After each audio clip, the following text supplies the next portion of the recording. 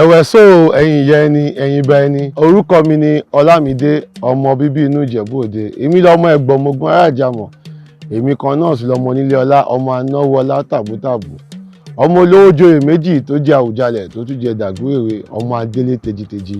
Lénìí kan tí mo mú wá fún yín ní estate wa ní ìlú Ìjẹ̀bú-Òde tó ń jẹ́ Chicago Parks and Gardens. Fún gbogbo àwọn tó bá ti mọ iléeṣẹ́ wa Adron Homes and Properties òdú ni wá àkínṣe àìmọ̀fólóko. Estate yìí ó jẹ́ nǹkan tó jẹ́ àǹfààní ńlá fún gbogbo ọmọ akilẹ̀ Ìjẹ̀bú.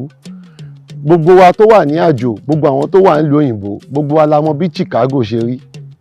Chicago tí ó wà nílùú òyìnbó yẹn àti bá yín gbé wá sí Nàìjíríà báyìí ó wá fìdí kalẹ̀ sí ìlú Ìjẹ̀bú-Òde. Ní estate tá à ń sọ yìí, Chicago Parks and Gardens, àwọn nǹkan tó wà ń bẹ̀ ó mà lékè kàkẹ́. Tẹ́ bá débẹ̀ a ní children's playing ground, shopping mall, eatery, gbogbo àǹfààní téèyàn lè rí jẹ nínú estate ló wà nínú estate yìí.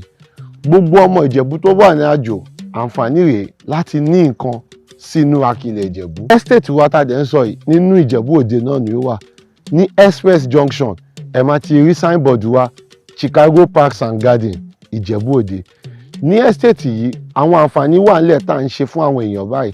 A ní àǹfààní 30%, 40% àti 50% promo lórí àwọn ilẹ̀ wa yìí. Téèyàn dẹ̀ lè ní àǹfààní àti máa san díẹ̀ lọ́sẹ̀ọ̀sẹ̀ lóṣooṣù.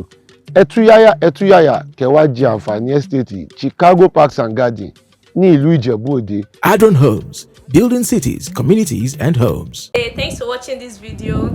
Subscribe on our YouTube channel. Subscription is free. You can call us on 0080597807 for your event coverage.